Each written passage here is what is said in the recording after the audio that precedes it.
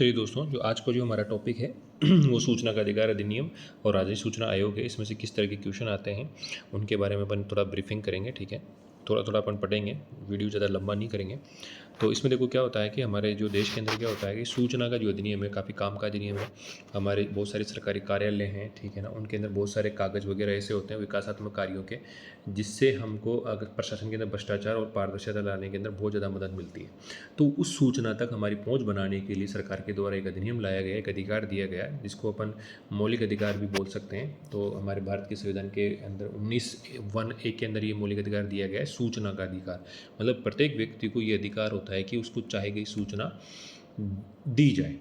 तो सूचना का अधिकार अधिनियम हमारे राजस्थान के अंदर लाया गया, ठीक है ना। इससे पहले अनेक राज्यों में लाया गया। तो सूचना का अधिकार अधिनियम और राज्य सूचना आयोग के बारे में हम पढ़ेंगे इस टॉपिक के अंदर। तो देखो क्या होता है हमारे देश में क्या है, सबसे पहले तो अंग्रेज़ों का शासन था। तो जो ब्रिटिश शाही जो शासन था उसके अंदर क्या रखा जाता था कि शासन की जो कार्य होते हैं ना, वो सरकार तक रहे, उनकी गोपनीयता रहे, ठीक है। तो गोपनीय रूप से अंग्रेज़ों के द्वारा कार्य किए जाते ताकि ये सूचना क्रांतिकारियों के पास नहीं पहुंचे और किसी प्रकार की अव्यवस्था या कानून व्यवस्था से संबंधित समस्या पैदा ना हो। तो राज्य सरकार के टाइम अंग्रेज़ों के टाइम पे क्या होता था कि एक अधिनियम होता था, उसका नाम था शासकीय गोपनीयता अधिनियम 2023 के अंतर्गत सूचनाओं को सार्वजनिक करना एक दंडनीय अपराध की श्रेणी में रखा जाता था। कौन से अपराध की श्रेणी में रख रहे हैं साहब? दंडनीय अपराध की श्रेणी में रखा जा रहा है, ठीक है ना। और वो अधिनियम कौन था? वो अधिनियम था अपने शासकीय गोपनीयता अधिनियम, ठीक है ना। तो शासकीय गोपनीयता अधिनियम के तहत इसको एक दंडनीय अपराध माना जाता था। इसके तहत क्या किया जाता, आप बाहर भी कोई सूचना लीक नहीं कर सकते थे, ठीक है ना। तो ये एक दंडनीय अपराध था। तो ये हमारे अंग्रेजों के टाइम पे लाया गया था, ठीक है ना। अब सूचना क्या होती है, थोड़ा उस सूचना के बारे में पढ़ लेते हैं। सूचना किसी भी प्रकार की सामग्री, जिसमें फाइल होता है, दस्तावेज हो गया, कोई विचार हो गया, कोई सुझाव हो गया, कोई मेमो हो गया, कोई रिपोर्ट, विज्ञप्ति, आदेश, डाटा, ईमेल, सर्कुलर तथा किसी भी निजी संस्था से संबंधित सूचना यदि लोक अधिकारों की पहुंच में हो शामिल होती है। अब सूचना का जो अधिकार अधिनियम है हमारे राज्य के अंदर हमारे देश के अंदर पहले ही लाया गया, ठीक है ना। कौन कौन से राज्यों के अंदर वो लाया गया? तो सूचना का अधिकार नियम तो 2005 में हमारे देश में लाया गया, ठीक है ना। तो होता क्या है कि हमारे एक समिति बनाई जाती है, ठीक है ना। उस समिति का नाम होता है HD शौरी समिति। तो 1996 के अंदर ये समिति बनाई जाती है। कब बनाई जाती है? 1966 के अंदर 1996 के अंदर एक समिति बनाई जाती है, इसका नाम होता है HD शौरी। क्या नाम होता है इसका? HD शौरी। अभी HD जो शौरी हैं इन्होंने 1997 में अपने रिकमेंडेशन दे दिए हैं। और 1997 में रिकमेंडेशन देने के बाद क्या किया जाता है, सरकारों के द्वारा सूचना के अधिकार अधिनियम संबंधित कानून लाए जाते हैं, ठीक है ना। तो ये थोड़ा सा ध्यान रखिएगा। लेकिन इससे जैसे ये रिकमेंडेशन थी, उसके बाद क्या होता है, तमिलनाडु और गोवा के अंदर 1997 के अंदर 1997 और गोवा के अंदर 1997, तमिलनाडु और गोवा में 1997 के अंदर क्या बना दिए जाते हैं, ये सूचना का अधिकार अधिनियम लाया जाता है, ठीक है ना। तो इनके अंदर तमिलनाडु के अंदर और 2000 मतलब सूचना का जो अधिकार है 2005 से पहले देश में लागू हो जाता है, ठीक है ना। तो बहुत सारे हमारे राज्य हैं, केंद्र शासित प्रदेश के अंदर ये लागू हो जाता है। तो वो एक तमिलनाडु होता है सबसे पहले, फिर उसके बाद गोवा में 1997 में, फिर कर्नाटक होता है। कर्नाटक मात्र एक राज्य के अंदर 2000 के अंदर होता है। फिर उसके बाद राजस्थान आता है, राजस्थान के पास में दिल्ली है। तो इन दोनों राज्यों के अंदर तो क्या रहता है, 2001 के अंदर होता है। इसके बाद असम होता है 2002 में, उसके बाद मध्य प्रदेश होता है 2002 में, महाराष्ट्र में 2002 में, तो जम्मू कश्मीर 2004 में होता है। जम्मू कश्मीर में कब होता है? 2000। ये पहले कहाँ लागू होता है? तो देखिए मैप के अंदर क्या है, देखो ये तो है अपनी, सबसे पहले 1997 के अंदर आ रहा है। तो एक तो गोवा आ रहा है। कौन आ रहा है? गोवा आ रहा है, ठीक है। फिर गोवा के बाद फिर कौन आ रहा है अपने गोवा के बाद ये तमिलनाडु 1997 तमिलनाडु के अंदर है। तो गोवा और तमिलनाडु के अंदर 1997 के अंदर हो गया, ठीक है। इस बात का आप ध्यान रखिए। गोवा में और गोवा में और तमिलनाडु 1997 में हो गया। राजस्थान और दिल्ली के अंदर 2001 के अंदर हो गया। 2002 के अंदर महाराष्ट्र हो गया, मध्य प्रदेश हो गया, असम हो गया और आखिरी में जम्मू कश्मीर हो गया, जो 2004 के अंदर लाया गया, ठीक है ना। ये ध्यान रखिएगा आप, जम्मू कश्मीर में 2004 के अंदर लाया गया, ठीक है। तो ये एक मेजर डाटा हो गया, तो इसको थोड़ा सा ध्यान कर लें, ठीक है। तमिलनाडु को और गोवा को अच्छे से ध्यान रख लें, ठीक है ना। अब होता क्या है कि जो विश्व के अंदर क्या होता है कि 1766 के अंदर क्या होता है, स्वीडन में सूचना का अधिकार सबसे पहले लाया जाता है, ठीक है। और हमारे देश के अंदर भी क्या होता है, सूचना के अधिकार से संबंधित कुछ मामले आते हैं। तो सबसे पहले राजनारायण बनाम उत्तर प्रदेश मामला आता है, जो 1976 के अंदर आता है। उस टाइम न्यायालय ने इन्हें दिया कि अनुच्छेद जो 19(1)(a) है, कौन है, अनुच्छेद 19 एक है वह है ना। और राजनारायण बनाम उत्तर प्रदेश जो वाद है 1976 के अंदर लाया गया, उच्चतम न्यायालय ने निर्णय दिया कि अनुच्छेद नंबर 21 के तहत सूचना का अधिकार अधिनियम एक मौलिक अधिकार है, ठीक है ना। तो ये अनुच्छेद नंबर 21 1A और अनुच्छेद नंबर 21 के तहत ये कौन सा अधिकार बन गया, हमारा एक मौलिक अधिकार बन गया। और ये निर्णय दिया था 1976 के अंदर। कौन सा मामला था, राजनारायण बनाम उत्तर प्रदेश मामला था। अब ऐसे ही अन्य बात थे, जैसे SP गुप्ता बनाम भारत संघ मामला 1982, PUCL बनाम सरकार मामला 2002 के अंदर, और ADR बनाम भारत सरकार मामला 2003 के अंदर, ठीक है ना। तो इन जितने भी जो ये वाद है थे उनके अंदर ये निर्णय दिया गया था कि हमारा जो सूचना का अधिकार है मौलिक अधिकार है व्यक्ति का, ठीक है। तो इसको ध्यान रखिएगा आप। सबसे पहले तो 1976 का याद रखिए, कुछ 1766 के अंदर स्वीडन के अंदर हो गया, तो यहाँ पर छिंतर आ रहा है, तो यहाँ पर भी छिंतर आ रहा है, तो उसको ऐसे कोरिलेट कर लीजिए, ठीक है ना। ये छिंतर और यहाँ पर भी छिंतर बीच में, तो ये थोड़ा सा ध्यान रखिए आप, ठीक है। इसको आप कोरिलेट कर लीजिए। चलिए अब देखिए आप इसके अंदर क्या हो रहा है कि ये उत्तर प्रदेश तो राजनारायण बना उत्तर प्रदेश मामला था 1976 के अंदर, उच्चतम न्यायालय ने ये डिसीजन दिया था। उसके बाद फिर कौन आया, SP गुप्ता मामला आया 1982 के अंदर। फिर उसके बाद कौन सा मामला, PUCL मामला आया 2002 के अंदर, फिर 2003 के अंदर। तो ये ध्यान रखिए। तो एक तो मामला आ रहा है अपने 1982 में, ठीक है ना। फिर उसके बाद कौन सा मामला आ रहा है 2002 में, फिर उसके बाद 2003 के अंदर। तो ये ध्यान रखिए, 82 कंटिन्यू है, फिर उसके बाद 2002 कंटिन्यू है, फिर 2003 कंटिन्यू है। 2003 के अंदर तो ADR मामला आया था। कौन सा मामला था, ADR मामला, इसको याद रखें, ठीक है। 2002 के अंदर PUCL मामला आया था सरकार बनाम, और 2000 में SP गुप्ता मामला आया था। ये थोड़ा सा ध्यान। अब देखिए आगे, भारत में सूचना का अधिकार के प्रणेता किसको कहा जाता है, अरुणा रॉय को बोला जाता है। अरुणा रॉय ने क्या किया था कि अरुणा रॉय ने सबसे, ये पश्चिम बंगाल से इनका संबंध है, और अरुणा रॉय ने क्या सेवानिवृत्ति IAS अधिकारी। इसने 1995 के अंदर क्या किया था, किसान मजदूर शक्ति संगठन का गठन किया था, और ब्यावर के अंदर, ठीक है ना, चांदौर ब्यावर के अंदर सूचना का अधिकार आंदोलन चलाया था। और इनके साथ क्या, अरविंद केजरीवाल का एक संगठन था, इसका नाम था परिवर्तन संगठन। इन दोनों ने मिलकर हमारे सूचना का अधिकार अधिनियम है ना, इसके अंदर लागू करने में महत्वपूर्ण भूमिका निभाई थी। इसके लिए इनको रेमन मैग्सेसे पुरस्कार भी प्राप्त हुआ है। अब 1996 में क्या हुआ था कि HD शौरी की अध्यक्षता के अंदर एक शौरी आयोग गठन किया गया था, और केंद्र सरकार द्वारा इसका कार्य सूचना के अधिकार कानून तक रिपोर्ट बनाकर 1997 के अंदर रिपोर्ट सार्वजनिक की थी। अब भारत में प्रथम जो सूचना का अधिकार अधिनियम था ना 1997 में तमिलनाडु और गोवा में बन गया था। भारत में सूचना का प्रथम अधिकार 2000 में राजस्थान सर्वप्रथम, 2000 के अंदर अशोक गहलोत के समय सूचना का अधिकार लेके आता है, और 26 जनवरी 2001 को ये क्या हो जाता है, प्रभावी हो जाता है। तो ये डेट ध्यान रखिएगा। राजस्थान में कब होता है, राजस्थान में सूचना का अधिकार नियम 2000 के अंदर रहता है। राजस्थान में सर्वप्रथम 2000 में ही क्या कर दिया जाता है, 26 जनवरी 2001 को उसको प्रभावी कर दिया जाता है। तो ये थोड़ा सा आप ध्यान रखिए, ठीक है ना। तो सूचना का कानूनी अधिकार मिलता है, और सूचना प्राप्त करना क्या है, पारदर्शिता। सूचना आयोग में आप अपील कर सकते हो, और जन जागरूकता का अधिकार आपको मिलता है, ठीक है ना। अब इसके अंदर देखो महत्वपूर्ण तथ्य क्या हो गए अपने, देखो सूचना का अधिकार है राज्य सूचना आयोग संवैधानिक परिधान RTA का अनुच्छेद नंबर 19(1)(a) तथा 21 के तहत आपको क्या है, मौलिक अधिकार दिया है। सूचना आयोग स्वीडन के अंदर लाया गया सबसे पहले 1976 के अंदर, वहाँ से प्रेरणा मिली अपन को। कानूनी आधार क्या है, सूचना का अधिकार अधिनियम 2005 के अंदर बना था, ठीक है। 2005 के अंदर ये 12 मई को क्या हो गया था, 12 मई 2005 को संसद के अंदर क्या हो गया था, ये पूरी तरह से पारित हो गया था। राज्य में गठन कब हुआ है, राज्य में RTA एक्ट 2000 के अंदर लाया गया था, और 26 जनवरी 2001 को क्या हो गया था, हमारे सूचना आयोग का गठन हो गया था, ठीक है ना, इस अधिनियम के हिसाब से। इस अधिनियम के फिर दोबारा भी होता है, ठीक है। महत्वपूर्ण 1976 में सूचना का अधिकार लागू हो जाता है। 1976 में राजनारायण बनाम उत्तर प्रदेश मामला होता है। 1982 में SP गुप्ता वाद होता है, ठीक है ना। और 1985 में अरुणा राय क्या करती है, MKS मजदूर किसान शक्ति संगठन की स्थापना करती है। 1996 में शौर्य आयोग का गठन होता है। 1997 शौर्य आयोग क्या रिपोर्ट देता है। 1997 में तमिलनाडु और गोवा में अधिनियम क्या होता है, लागू होता है। और 2000 में क्या होता है, राजस्थान में सूचना का अधिकार अधिनियम लाया जाता है। 26 जनवरी 2001 को राजस्थान में यह अधिनियम प्रभावी हो जाता है। तो इसको आप अच्छे से ध्यान रखें, महत्वपूर्ण तथ्य इनमें से क्वेश्चन आएगा। प्रमुख हस्तियाँ क्या, अरुणा रॉय सूचना के अधिकार के लिए प्रेरणा और MKS संस्था की संस्थापक है।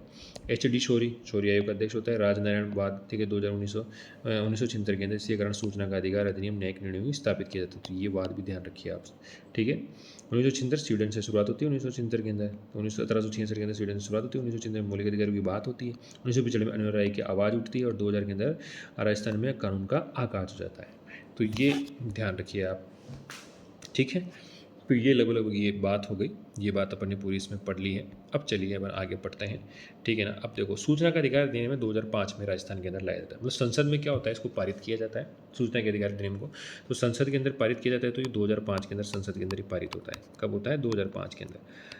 2005 के अंदर पारित होता है, तो सूचना का अधिकार अधिनियम जब 2005 में पारित होता है तो ये संसद के अंदर पारित होता लाया जाता है। संसद में 12 मई 2005 संसद में पारित हो जाता है। तत्कालीन प्रधानमंत्री कौन थे? मनमोहन सिंह थे। उनके समय 12 जून 2005 को क्या कर दिया जाता है? राष्ट्रपति APJ अब्दुल कलाम इसको कलाम मंजूरी देते थे।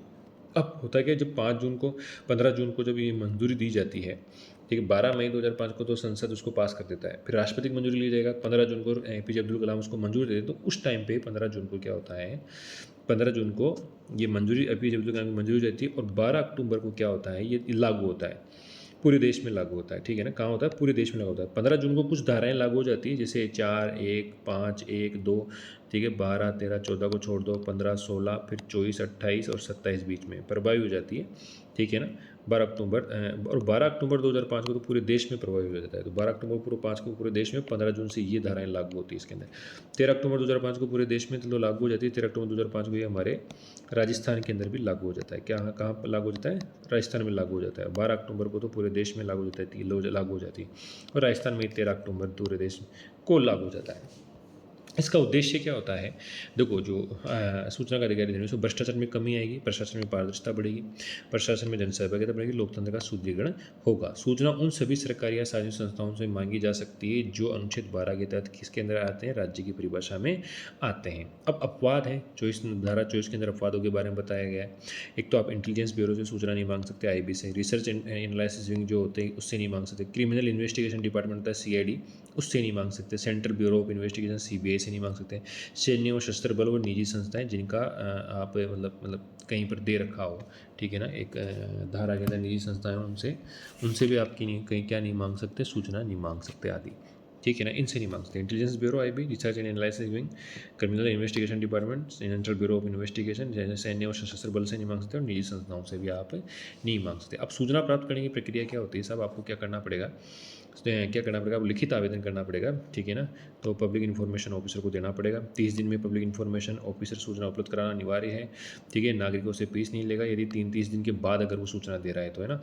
और अगर अन्य विभाग से संबंधित कोई सूचना है तो 5 दिन उसको एक्स्ट्रा लगेंगे, क्योंकि उस विभाग को क्या कर देगा, जो आपका एप्लीकेशन है वो ट्रांसफर कर दिया जाएगा। ठीक है ना, और कोई तीसरे पक्ष से संबंधित कोई सूचना है तो उसके अंदर 40 दिन लगेंगे। और अगर मान लो किसी के व्यक्ति के जीवन से संबंधित कोई सूचना है तो उसके अंदर 48 घंटे लगेंगे। अगर मान लो सूचना नहीं मिलती है, असंतुष्ट होता है, तो वो क्या कर सकता है? शिकायत कर सकता है 60 दिन के अंदर। ठीक है, SPIO को शिकायत कर सकता है। अगर SPIO 30 दिन के अंदर भी अगर मान लो कोई सूचना नहीं देते तो फिर केंद्रीय राज्य सूचना आयोग को क्या की जाएगी? शिकायत की जाएगी। तो देखिए, इसके अंदर 35 दिन, 40 दिन, 48 घंटे जीवन से संबंधित सूचना है तो, और नहीं मिलने पर कोई असंतुष्ट व्यक्ति होता है तो 60 दिन के अंदर क्या करेगा? SPIO को क्या करेगा? क्या सीनियर जो होता है ना, सीनियर इन्फॉर्मेशन ऑफिसर होता है, ठीक है ना, उसको आप क्या कर सकते हो? शिकायत कर सकते हो। ठीक है, आपको वो क्या करेगा, मतलब जो वरिष्ठ लोक सूचना जो अधिकारी होता है उसको आप शिकायत कर सकते हो। और यदि वरिष्ठ लोक सूचना अधिकारी सूचना उपलब्ध नहीं कराता है तो 30 दिन के भीतर केंद्रीय या राज्य सूचना आयोग के पास आप शिकायत कर सकते हो। ठीक है ना, अगर 30 दिन के अंदर न दे तो, ठीक है ना।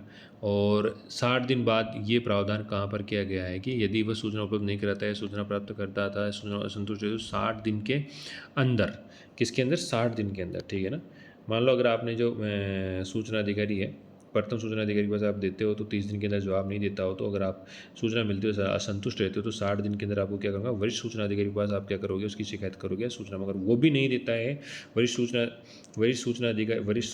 लोक सूचना अधिकारी भी अगर वो सूचना नहीं देता है तो आप 30 दिन में नहीं देता है तो आप केंद्रीय राज्य सूचना आयोग में आप क्या कर सकते हो? शिकायत कर सकते हो। अब अंतिम अपील, ठीक है, अंतिम अपील क्या मांगा सकता है? किस मणि तत्व? अंतिम अपील धारा 19 के अंदर क्या कहा कि जब राज्य सूची का विषय है तो राज्य सूचना आयोग, संघ सूची का विषय है तो केंद्रीय सूचना आयोग को, और समवर्ती सूचना आयोग का अध्यक्ष है तो दोनों आयोगों में अपील की जा सकती है। याद रखें, समवर्ती सूची में दोनों आयोग क्या कर सकते हैं? अपील कर सकते हैं। ये डाटा आप ध्यान रखिए। ठीक है ना, और RTI की अंतिम अपील की प्रक्रिया यही होती है। ठीक है ना, यदि सूचना का अन्य विभाग में संबंधित तो 5 दिन के भीतर क्या होगा? आवेदन हस्तांतरित होकर कुल 35 दिन में सूचना मिलेगी। यदि थर्ड पार्टी से संबंधित कोई सूचना है तो 40 दिन में सूचना मिलेगी, और यदि व्यक्ति के जीवन से जुड़ी कोई सूचना है तो 48 घंटे के अंदर ही दी जाएगी। समय सीमा बहुत महत्वपूर्ण है। अब सूचना का अधिकार अधिनियम के तहत निम्नलिखित विषय शामिल होते हैं। ठीक है ना, क्या क्या शामिल होते हैं? कार्य, दस्तावेज, रिकॉर्ड का निरीक्षण हो सकता है, सूचना से संबंधित दस्तावेज रिकॉर्ड की प्रतिलिपि हो सकती है, सैंपल लिए जा सकते हैं, सूचना से संबंधित फॉलोअप CD, प्रतिलिपि, फॉर्म इत्यादि प्राप्त किए जा सकते हैं। क्या क्या मांगा जाता है ये बताया हुआ है इसके अंदर, सूचना के अधिकार के अंदर। स्मरणीय तथ्य अपन को थोड़ा 2-4 चीज़ें अपन को ध्यान रखनी है। सूचना आयोग को सिविल न्यायालय की जो शक्तियाँ प्राप्त होती है।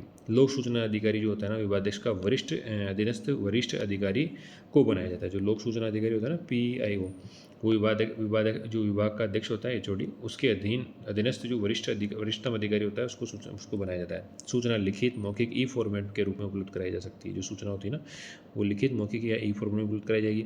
BPL वालों के लिए कोई सूचना के लिए कोई शुल्क नहीं है, जबकि APL वालों के लिए 10 रुपये शुल्क है। 30 मार्च 2023 को क्या किया गया था? बजट घोषणा के अंदर जोधपुर में राज्य सूचना आयोग की एक पीठ गठित की गई थी। इसके बाद 4 अप्रैल 2002, ये डाटा आप ध्यान रखिएगा कौन कौन सा। एक तो 30 मार्च 2023 को ध्यान रखिए आप, उसके बाद 4 अप्रैल 2022 को ध्यान रखिए, क्योंकि 4 अप्रैल 2022 को राज्य सूचना आयोग द्वारा क्या किया? RTE पोर्टल 2.0 लॉन्च किया था, ठीक है ना। अब देरी करने, मना करने, असत्य या मिथ्या सूचना देने पर 250 रुपये प्रतिदिन के हिसाब से जुर्माना लगा सकते हैं और अधिकतम 25,000 का जुर्माना हो सकता है। धारा 20 के अंदर ये वर्णन किया गया है। ये तथ्य आप थोड़ा सा ध्यान रखें, इसे परीक्षा में आ सकता है। जानकारी देने से इनकार करने का आधार क्या है? देखो, किन किन विषयों में आप जानकारी देने से इनकार कर सकता है आयोग आपको? ऐसी सूचना जो राष्ट्र की एकता, अखंडता और सुरक्षा को प्रभावित करती हो। किसको प्रभावित करती हो? एकता, अखंडता और सुरक्षा को अगर कोई सूचना प्रभावित कर रही है तो वो सूचना हम नहीं देंगे। या किसी व्यक्ति के जीवन को खतरे में डाल रही हो, वो भी नहीं देंगे। ऐसी सूचना जो विधानसभा या संसदीय कार्यप्रणाली से प्रभावित करे, वो भी नहीं देंगे। ऐसी सूचना जो न्यायपालिका के आदेशों की अवहेलना करे, उसको भी नहीं देना है। कॉपीराइट का उल्लंघन करने वाली सूचना नहीं मिलेगी। अपराध के लिए उकसाने वाली सूचना नहीं मिलेगी। विदेशी सरकार के विश्वास से प्राप्त होने वाली कोई सूचना है तो वो भी नहीं देंगे। कैबिनेट के कोई कागजात और किसी तीसरे पक्षकार की प्रतियों की स्थिति को समाप्त करने वाली, हानि पहुंचाने वाली सूचना भी आपको नहीं दी जाएगी। तो ये इन चीज़ों का भी आप ध्यान रखिए। अब राजस्थान राज्य सूचना आयोग के बारे में कुछ चीज़ें अपन पढ़ते हैं, महत्वपूर्ण तथ्य, ठीक है। ये महत्वपूर्ण तथ्य कौन कौन से हैं ये देख लेते हैं अपन। अब देखो, सूचना का अधिकार नियम 2005 के अध्याय 4 एवं धारा 15 के तहत इसका गठन किया गया है। कौन सा अध्याय? ये 4 है, उसके अंदर धारा 15 लिखी, उसके तहत इस राज्य सूचना आयोग का गठन किया गया है। राज्य सूचना आयोग सांविधिक तथा पूर्णतः स्वायत्तशासी निकाय है, ये भी चीज़ ध्यान रखिए। गठन 13 अप्रैल 2026 को हो जाता है। राजपत्र में इसकी अधिसूचना जारी हो जाती है, लेकिन प्रभावी कब से होता है? 18 अप्रैल 2006 से। और इसी दिन प्रथम HD कोरानी की क्या की जाती है? नियुक्ति की जाती है। राजस्थान राज्य सूचना आयोग विनियम 2007 में बनाया जाता है, RT एक्ट 2005 की धारा 15(4) के तहत। मुख्यालय जयपुर में है। अब संरचना, धारा 15 बहुसदस्यीय निकाय 1+10 है। आयोग में एक मुख्य सूचना आयुक्त होता है, ठीक है ना, और अन्य आवश्यकता अनुसार अन्य सूचना आयुक्त हो सकते हैं, अधिकतम 10। वर्तमान में कितने? 1+4, और वर्तमान में तो क्या है? 1+5 है, तो 6 हो गए अभी, ठीक है ना। हाँ, वर्तमान में 1+4 ही है, ठीक है। वर्तमान में कितने हैं?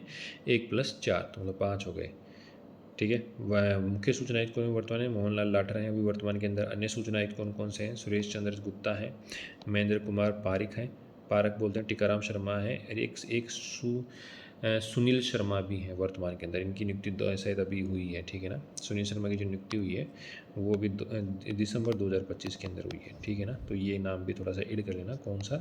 सुनील शर्मा, ये नाम भी ऐड कर लेना। तो ये कितने हो गए? ये 4 हो गए, 4+1 हैं, तो ये 5 हो गए, ठीक है ना। चलिए, ये ध्यान रखिए, 18 अप्रैल 2006 और 13 अप्रैल 2006, ठीक है। अब ये मुख्य जो सूचना आयुक्त और आयुक्त होते हैं ना, इनको राज्यपाल हटा सकता है, निलंबित भी राज्यपाल कर सकता है, ठीक है ना। और इनको जो नियुक्त करने की इनकी योग्यता का जो आधार है ना, उसके अंदर क्या क्या होता है, कोई विशेष तो बताया नहीं है। इसमें ये कहा गया है कि उनको सार्वजनिक जीवन का काफ़ी अच्छा ज्ञान होना चाहिए। सार्वजनिक जीवन का ज्ञान होने के साथ साथ उनके अंदर क्या होना चाहिए साहब? मतलब एक तरीके से आप ये मान के चलो, उनको विधि का ज्ञान होना चाहिए, विधि विज्ञान का ज्ञान होना चाहिए, पत्रकारिता का उनको नॉलेज होना चाहिए, समाज सेवा प्रबंधन से संबंधित उनको नॉलेज होना चाहिए, ठीक है ना। इसके अलावा जनसंपर्क माध्यम में प्रशासन या शासन से संबंधित कोई विशिष्ट ज्ञान है तो उस व्यक्ति को भी क्या कर सकते हैं? ये बना सकते हैं, ठीक है। चलिए आगे बात कर लेते हैं। तो ये तो अपनी ट्रिक हो गई थी।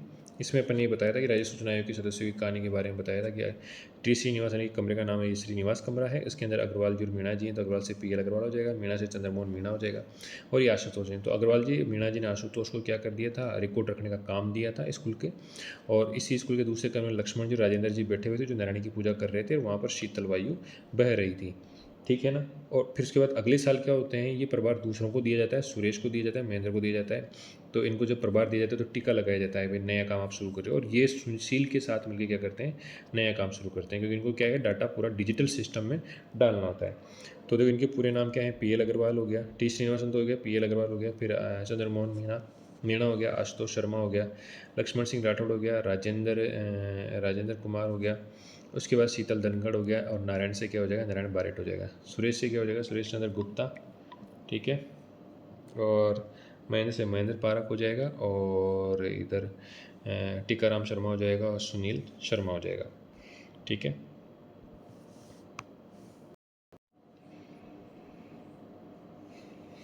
अब हम राज्य सूचना आयोग के संगठनात्मक ढांचे की बात करते हैं। तो इसमें क्या होता है, राज्य सूचना आयोग में एक तो मुख्य सूचना आयुक्त होता है, सबसे जो ऊपर ऊपर होता है। तो एक क्या होता है, राज्य सूचना आयोग के अंदर एक मुख्य सूचना आयुक्त होगा, ठीक है ना। ये एक ही होता है राज्य सूचना आयोग में, एक तो मुख्य सूचना आयुक्त होगा, और फिर अन्य क्या होते हैं, सूचना आयुक्त होते हैं, ठीक है। तो राज्य सूचना आयुक्त विधि 2 हो गया, राज्य सूचना आयुक्त तृतीय हो गया, राज्य सूचना आयुक्त चतुर्थ हो गया, ठीक है ना।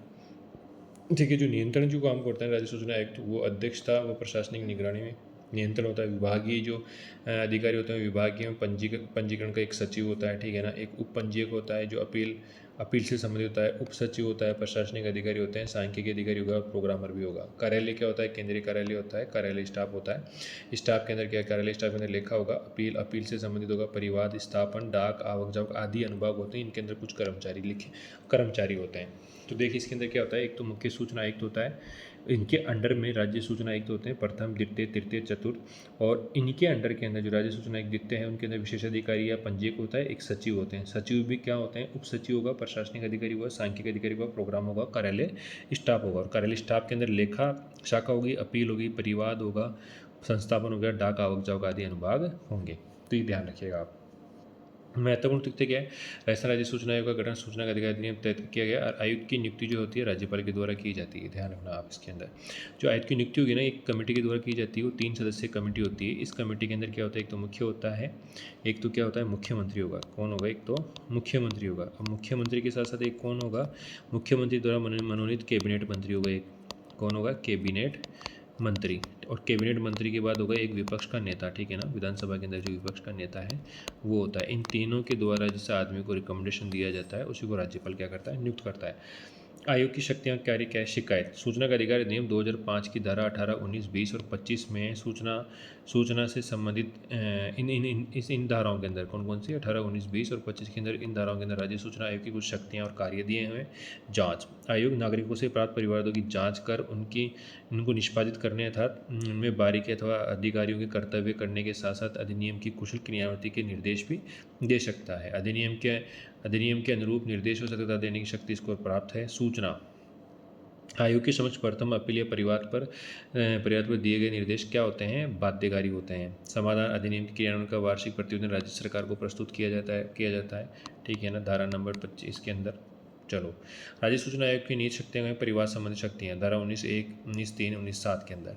तो देखो आयोग के समक्ष नागरिक निम्नलिखित बिंदुओं पर परिवाद प्रस्तुत कर सकता है, ठीक है। प्रथम अपील उप पंजीयक अपील अधिकारी के निर्णय के विरुद्ध की जा सकती है। द्वितीय अपील राज्य सूचना आयोग में होगी, तो और उच्चतम सूचना आयोग का आदेश बाध्यकारी होता है। ये किस में लिखा हुआ है, धारा 19(7) के अंदर। धारा 19(3) के अंदर द्वितीय अपील कहाँ पर होगी, राज्य सूचना आयोग में होगी। और धारा 19(1) में क्या है, प्रथम अपील उप पंजीयक उप अपील अधिकारी के निर्णय के विरुद्ध होगी, ठीक है ना। इसके बाद शक्ति अधिनियम शक्तियाँ, या अधिनियम के दिन जो शक्तियाँ वो उनके बारे में बताया हुआ है, ठीक है ना। परिवार संबंधी शक्तियाँ हैं, ठीक है ना।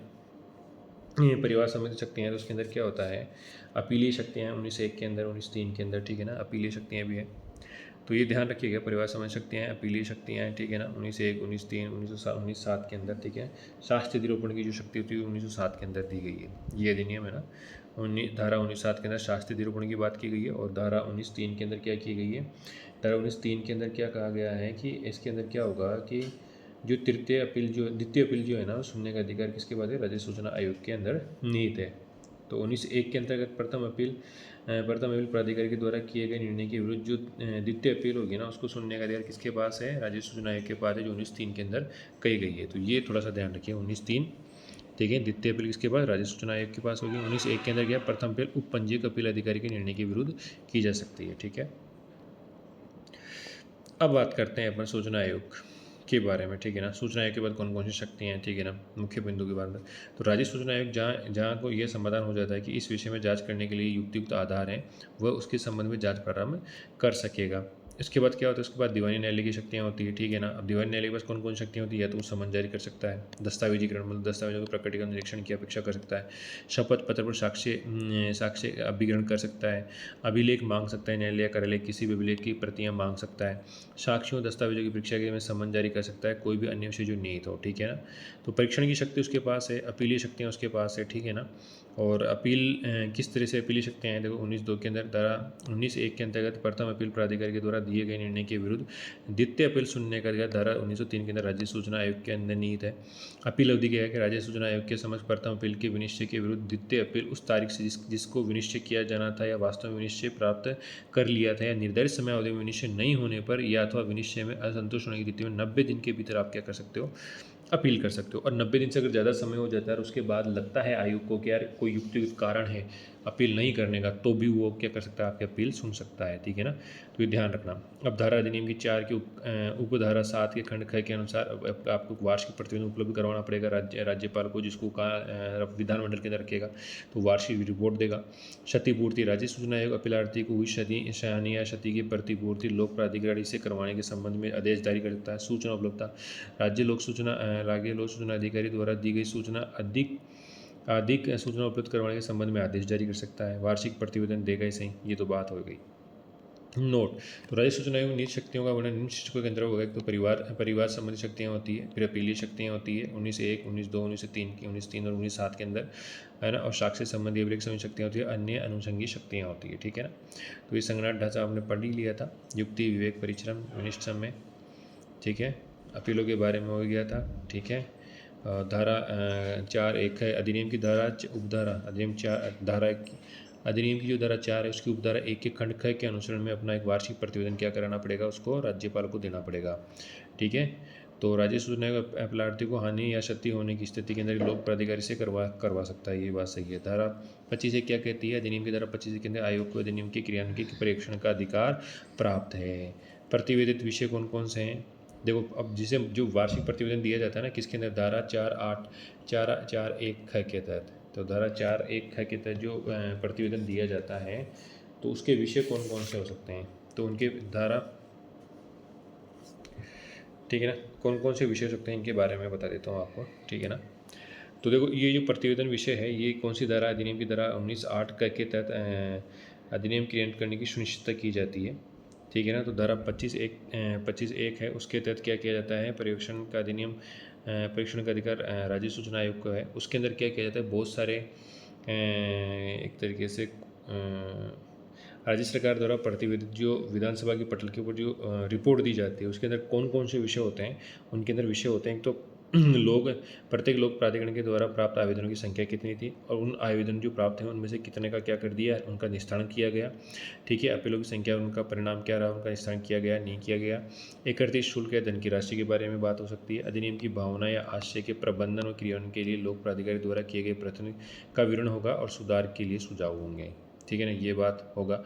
अब विवरण न होने पर विवरण, यदि किसी लोक प्राधिकरण के द्वारा अधिनियम के प्रदत्त दायित्वों के निर्वहन करते समय कोई ऐसा कार्य किया जाता है जो अधिनियम की प्रावधान या भावना से सुसंगत नहीं है, तो वो अधिनियम की धारा 25(5) के तहत प्राधिकरण को ऐसे कदम उठाने की अभिशंसा कर सकता है जो इस दृष्टि में उन्हें सुसंगत बनाने में सहयोग करें। ये भी काफ़ी इंपॉर्टेंट चीज़ है, ठीक है ना। तो धारा 5 के तहत कर सकता है ये, 25 धारा 5 25(5) के तहत, ये भी ध्यान रखना आप। तो ये ढांचा हो गया, संगठनात्मक ढांचा हो गया, ठीक है ना। अधिनियम की 18, 19, 20, 25 के अंदर सूचना हो गया, ये शक्तियाँ हो गई। निःशुल्क अपील, परिवार ये सुनने के बाध्यकारी होता है, लेखा हो गया, अपील हो गया, परिवार संस्थापन, डाक विभाग हो गया, ठीक है। परिवार संबंधी शक्तियाँ कौन कौन सी है, अपीलीय शक्तियाँ कौन कौन सी है, ठीक है ना। अधिनियम की क्रियान्वित सुनिश्चित करने के लिए क्या क्या करना, क्या क्या कर सकता है, ठीक है ना। तो ये बात हो गई।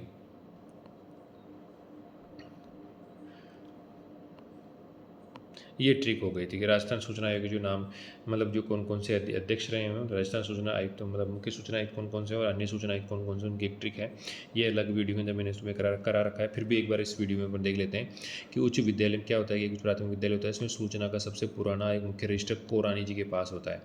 कोरानी जी उसकी सुरक्षा के लिए उसे स्कूल के श्री निवास मुख्य कक्ष के अंदर रखवाते हैं। जब परीक्षाओं का समय नज़दीक आता है तो संस्था प्रधान सुरेश को आदेश दिया कि इन सभी रजिस्टर या कागजी रजिस्टरों का डेटा एक डिजिटल डाटाबेस के अंदर फीड कर दिया जाए ताकि रिकॉर्ड एकदम सही सटीक रहे। जब भी विभाग मांगे अपन उसको दे दें, हमारे ऊपर कोई लाठी नहीं पड़े। तो इसकी ट्रिक क्या होती है, रजिस्टर किसके पास, तो कोरानी के पास। तो इससे क्या हो गया, एमडी कोरानी। पहले अध्यक्ष हो गया टी श्रीनिवासन, कमरे का नाम होता है। तो दूसरे अध्यक्ष टी श्रीनिवासन हो गए। सुरेश कोई काम दिया जाता है डिजिटल डाटाबेस करने का, तो सुरेश चौधरी हो गया। ठीक है, डीबी से क्या हो जाएगा, देवेंद्र भूषण गुप्ता हो जाएगा जी, चौथे अध्यक्ष होते हैं। लाटर से क्या हो जाएगा, लठ, तो श्री मोहन लाल लाटर हो जाएगा, पांचवें अध्यक्ष हो जाते हैं। ठीक है ना। तो इस तरह से आप ध्यान रखना, कोरानी, श्रीनिवास, सुरेश, डीबी और लाटर। तो कोरानी से हो गया एमडी कोरानी, श्रीनिवास से हो गया टी श्रीनिवासन, सुरेश से हो गया श्री सुरेश चौधरी, डीबी या डाटाबेस से क्या हो जाएगा, डीबी गुप्ता, देवेंद्र भूषण गुप्ता, लाटर से हो जाएगा श्री मोहन लाल लाटर। ये पांचवें अध्यक्ष होते हैं। इसके बाद अन्य सदस्य आते हैं। पूर्व सदस्य कौन कौन से हैं, ठीक है ना। तो पिछले साल रिकॉर्ड जांच करने, अब दो पूर्व सदस्य, इनकी भी एक ट्रिक बनाई है। देखो स्कूल में क्या होता है, दो तरह के प्रभार होते हैं। एक तो प्रभार होता है, एक साल पहले दिया जाता है, अगले साल उस प्रभार को चेंज करके दूसरे आदमी को दिया जाता है। अब एक प्रभार होता है क्या है कि आपको स्कूल के अंदर जो पोर्टफोलियो है, उन पोर्टफोलियो को क्या करना है, संभाल के रखना है। तो देखो होता है पिछले साल का जो रिकॉर्ड जांचने के लिए अग्रवाल और मीणा जी, ठीक है ना, दो आदमी होते हैं, अग्रवाल और मीणा जी। तो पिछले साल का रिकॉर्ड जांचने के लिए अग्रवाल और मीणा जी ने आशुतोष को ड्यूटी पर लगाया। वहीं पास के कमरे में लक्ष्मण और राजेंद्र जी भगवान नारायण का नाम ले रहे थे, जिससे काम की टेंशन खत्म हो गई और स्टाफ रूम का माहौल एकदम क्या हो गया, शीतल हो गया। तो इस ट्रिक में क्या होता है कि जी अग्रवाल जी हैं, तो इससे पहले ही जो जिस कमरे में बैठे हैं उसका नाम क्या है, श्रीनिवास है। उसका नाम क्या है, श्रीनिवास। तो श्रीनिवास के अंदर बैठे हुए हैं। तो टी श्रीनिवासन पहले क्या हो जाएंगे, उप सूचना आयुक्त हो जाएंगे। ठीक है, तो अग्रवाल जी से क्या हो जाएगा, ठीक है, पीएल अग्रवाल हो जाएगा। मीणा से क्या हो जाएगा, चंद्रमोहन मीणा हो जाएगा। आशुतोष से क्या हो जाएगा, आशुतोष शर्मा हो जाएगा। लक्ष्मण से क्या हो जाएगा, लक्ष्मण सिंह राठौड़ हो जाएगा। और राजेंद्र से राजेंद्र प्रसाद बरवड़ हो जाएगा। नारायण से क्या हो जाएगा, श्री नारायण बारेट हो जाएगा। शीतल से क्या हो जाएगा, श्रीमती शीतल धनखड़। ये एकमात्र महिला है जो उप सूचना आयुक्त रही हुई है। अब उसके बाद अगले साल वो प्रभार दूसरे आदमी को दिया जाता है। वो दूसरे आदमी कौन है, अब नए सदन में सारा काम महेंद्र और सुरेश को संभालना होता है। उनके माथे पर टीका लगाया जाता है और सुनील के साथ मिलकर ये काम को संभालते हैं। तो महेंद्र से क्या हो जाएगा, महेंद्र कुमार पारक हो जाएगा। सुरेश से क्या हो जाएगा, श्री सुरेश चंद्र गुप्ता हो जाएगा। और टीके से क्या हो जाएगा, टीकाराम शर्मा हो जाएगा। सुनील से सुनील शर्मा हो जाएगा, जिनकी नियुक्ति कब की गई थी, दिसंबर 2025 के अंदर। ठीक, कब की गई थी, दिसंबर 2025 में। और इन तीनों की नियुक्ति कब की गई थी, 9 जुलाई 2024 को। कब की गई थी, 9 जुलाई 2024 को। ठीक है ना। तो ये ट्रिक आप ध्यान रखिएगा, इससे आपको सदस्य और अध्यक्ष याद हो जाएंगे। अब ये जो मैंने ये वीडियो बनाया है, इसके अंदर देखो मेजर चीज़ क्या है कि आप ये ध्यान रखिए इस मेजर चीज़ के अंदर। ठीक है ना। अब जानकारी देने से निकाल, अब देखो एक चीज़ ये भी ध्यान रखिए आप, ठीक है ना। एक चीज़ ये ध्यान रखिए कि जानकारी, मतलब जो राज्य सूचना आयोग ना कुछ जानकारी देने से मना कर सकता है, लेकिन उनके आधार क्या होते हैं, या राष्ट्र की एकता को सुरक्षा को खतरा हो, व्यक्ति के जीवन में खतरा हो, विधानसभा की कार्यप्रणाली प्रभावित हो, न्यायपालिका के आदेश का उल्लंघन हो, कॉपीराइट का उल्लंघन हो, अपराध के लिए उकसाना हो गया, विदेश सरकार से विश्वास से प्राप्त कोई सूचना हो गई, कैबिनेट के कागजात हो गई, तीसरे पक्ष की प्रतिस्पर्धा या हानि हो गई। अब इसमें क्या होता है, इसके अंदर कुछ धाराएं दी गई है ना। तो इन धाराओं के बारे में थोड़ा सा आप पता रखना, ठीक है ना। कौन सी धारा के अंदर क्या प्रावधान किया गया है, कौन सी धारा में नियुक्ति के बारे में दिया हुआ है, कौन सी धारा के बारे में क्या दिया हुआ है। तो मैं थोड़ा सा मोटा मोटा आपको बता देता हूँ, ठीक है ना। तो जो धारा अपने हमारे पास जो धारा है, धाराओं के बारे में बताता हूँ। तो धारा अपनी जो 5 उसके अंदर तो क्या है, धारा 15। देखो धारा 15 के अंदर क्या गया है, इसकी संरचना के बारे में बताया गया है। तो धारा 15 संरचना हो गई, नियुक्ति, ठीक है ना, चयन समिति और योग्यता। तो धारा 15 के अंदर तो नियुक्ति के बारे में है, योग्यता के बारे में और चयन समिति। तो नियुक्ति, योग्यता और चयन समिति, इनके बारे में धारा 15 के अंदर दिया गया है। और जो धारा 16 है उसके अंदर कार्यकाल के बारे में दिया हुआ है। किसके बारे में दिया हुआ है, कार्यकाल हो गया, उसकी शपथ के बारे में हो गया, ठीक है ना, उसका त्यागपत्र के बारे में हो गया, ठीक है ना, और वेतन भत्तों के बारे में हो गया। और किसके बारे में हो गया, वेतन भत्ते।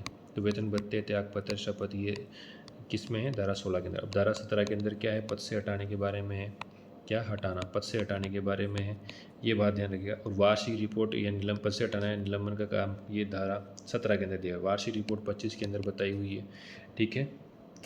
ये थोड़ा वार्षिक प्रतिवेदन 25 के अंदर दिया गया है। इसके अलावा धारा 19(1) ध्यान रखना, धारा 19(2) ध्यान रखना, धारा 19(3) ध्यान रखना और धारा 19(7) भी ध्यान रखना। और धारा 25(5) भी ध्यान रखना, ये किससे रिलेटेड है, इनको आप पढ़ लेना एक बार, ठीक है ना, ढंग से कहीं से देख के, ठीक है। तो मैं आशा करता हूँ ये वीडियो आपको पसंद आया होगा। इसमें मेरे को जहाँ तक हो सके मैंने डाटा को डालने की कोशिश की है। अब ज़्यादा डाटा डालेंगे तो बोरिंग हो जाएगा और समझ में भी नहीं आएगा। तो ये डेट्स के बारे में ध्यान रखना, धाराओं के बारे में ध्यान रखना, सदस्यों के बारे में ध्यान रखना, योग्यता, समिति, इनके बारे में ध्यान रखना।